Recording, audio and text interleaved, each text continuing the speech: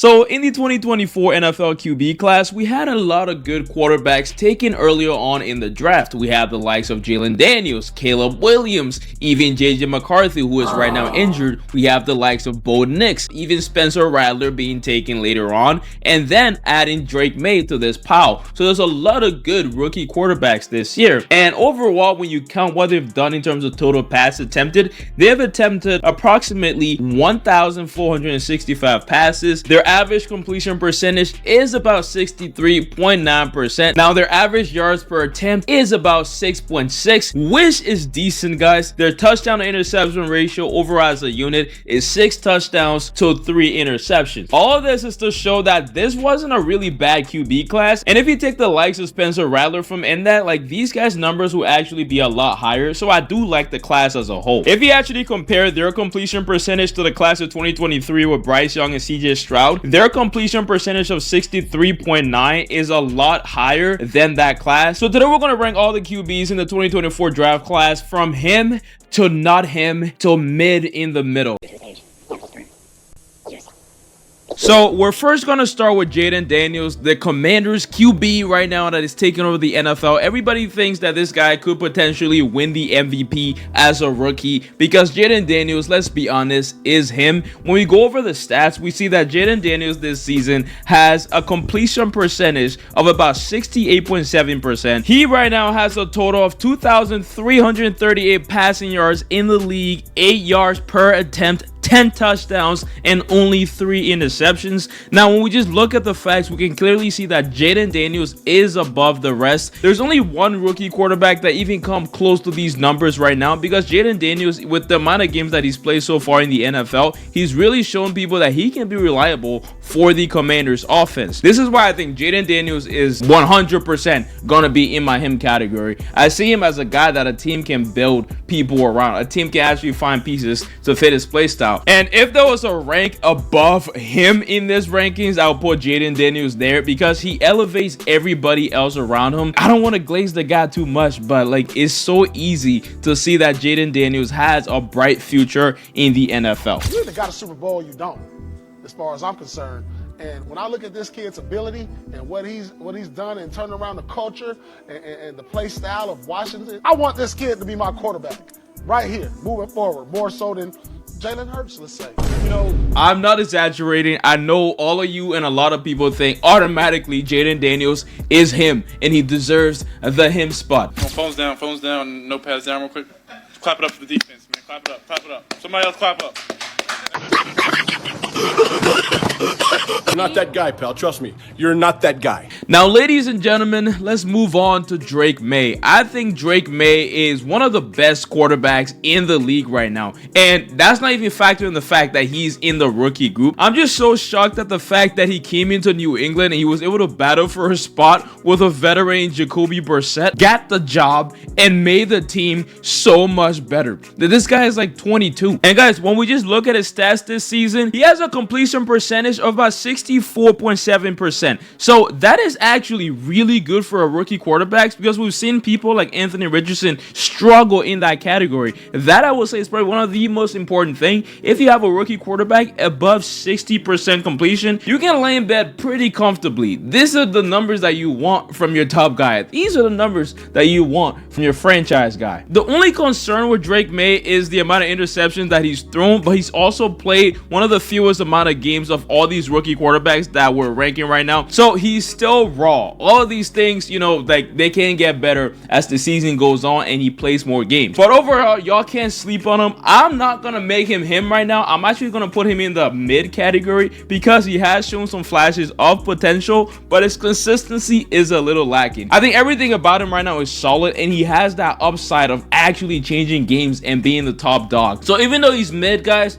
I really like Drake Maye. I know it's super glizz right there. Since week 6, Bo Nix is the 6th best quarterback in fantasy football. Yeah, well, I believe. Because of course he is. The rushing is real. Denver Broncos 2.5-point favorites home to the Atlanta Falcons. I don't think people would pick that before the season. That, you know, Nix is playing really well, right? He's feisty. He's got an edge to him. He's not afraid to use his legs. Bo Nix, holy shit, that guy was ripping it out there especially yesterday. in the first half. They got up to an early. football, man. Now, ladies and gentlemen, let's move on to the most slept on, the most unfairly treated rookie quarterback in the NFL this season. This is not Caleb Williams. This is not Jayden Daniels. This is not one of the high draft picks that a lot of people are talking about right now. This right here is the 12th overall pick, Bo Nix, ladies and gentlemen, and he has been the most impressive rookie in this draft class down the entire stretch of the season. I won't sit here and take anything from Jayden Daniels and the Commanders, but I'm telling you, Jayden Daniels were very prolific in the beginning of the season, but right now Bo Nix has shown everybody that he can grow in the NFL and that people can just figure him out by learning and watching his film over time. Bo Nix has progressively gotten better in every game he's played, and that's the most impressive part about him. That's the most likable part about Bo Nix. Now, I think I was probably one of the only YouTubers that made a video saying Bo Nix is him. If you're watching this on D-Talk, that video is right there with all the information as to why exactly Bo Nix is him. But this quarterback is incredibly scary for the league. I think going down the stretch, a lot of people think it's Jayden Daniels right now. Obviously, them two are going to be the two big guys in this class. I think Caleb Williams is going to be behind them. But Bo Nix, man, he has so much poise. It feels like he belongs in the NFL. He's the only rookie in this class that doesn't play like a rookie, even when he was doing bad. Guys, it just seems like the scheme fits him. The coach loves him. Everybody around him is supporting him to make him a good quarterback. Now, when we take a look at the stats of Bo Nix this season, I would like to talk about his completion percentage, which is about 63%. He's thrown for less yards than Jayden Daniels. Okay, he's almost there at the 2,000 mark. He does have more interceptions than Jayden Daniels. He has the same amount of touchdowns right now. This is obviously not factoring in week 10 and week 11. I just want to show you guys those stats to make sense of these players, right? The average completion rate in the NFL right now for veteran quarterbacks and quarterbacks who have a lot of experience is about 71, like in the 70 range, right? And these rookie quarterbacks are in the league adapting to these new defenses, these high level defenses with great athletes, and these Himothy's like Bo Nix, who I'm going to put in that category, is still adjusting and he's still doing some of these impressive things in the NFL. His last game, guys, his last game that I just watched today on Sunday, Bo Nix threw for 4 touchdowns and 300 plus yards. That's just so impressive. He destroyed Kirkle on the Atlanta Falcons today, man. It's actually impressive to see a rookie do these things. I know if Jayden Daniels did that, the entire world would be exploding, but Bo Nix did it today, and he's been doing it consistently every day. He's been doing it consistently with his group of guys. He doesn't have crazy receivers, but he's still Bo. So for that, he is a Himotherian. He goes in that him category. Guys, let's move on to the big one. Caleb Williams, people. Now, Caleb Williams' situation is a lot more interesting than these other quarterbacks because coming to the league this season, I think Caleb Williams was one of those rookie quarterbacks who found themselves in the perfect situation almost. And I have to put the almost there because his organization is the Chicago Bears. Now, Caleb Williams is a generational athlete. He came into the NFL in a way where a lot of people saw him as the next coming of Patrick Mahomes, and he had with him a lot of weapons. The Chicago Bears had almost 2 years to prepare for Caleb Williams, get him everything he needs. He got receivers in Rome Odunze. He got receivers in Keenan Allen. Caleb Williams is situated in one of the sweet spots right now for rookie quarterbacks. If you come into the league, you want to have all these assets at your disposal. But the thing here with Caleb Williams is it hasn't been working. It hasn't been shown on the field, and he has been underwhelming for the amount of hype that he incurred when he came into the draft and into the league.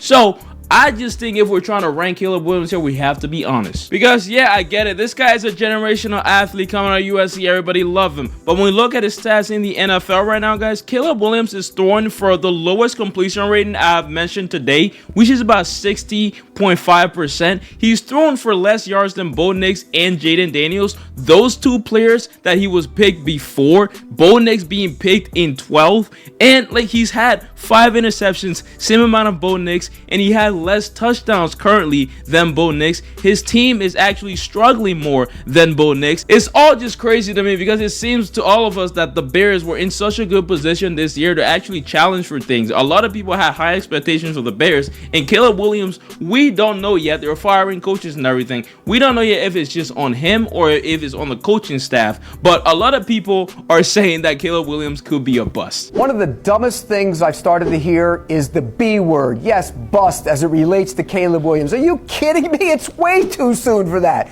Are the things he has to work on? You bet. Does he leave clean pockets? Yes. Does he get out and start looking for traffic? Yes. Does he make too many home run throws rather than take the check down? Absolutely. Okay, we get it, bro. We get it. Caleb Williams is struggling, and people are saying, oh my God, Caleb Williams, you're a bust. And that is very immature. At this time of the season and of his career, we don't know for sure. And I do think there's a higher chance that Caleb Williams become a really good, memorable legacy level quarterback in the NFL than being a bust. But right now he has to adapt to the NFL. He has to go through his Bryce Young era, and maybe he comes out of that victorious. I hope he comes out of that victorious. But from what I've seen on the field, from what I've seen from his performances, I will put Caleb Williams, ladies and gentlemen, don't be mad at me, Caleb Williams is mid. It is what it is. Now, just to be fair and super cool, because I am super cool Zor, I'm gonna say that Spencer Rattler is not him. All right, he played this season. He's a rookie quarterback that got drafted, but he's obviously not him, and I do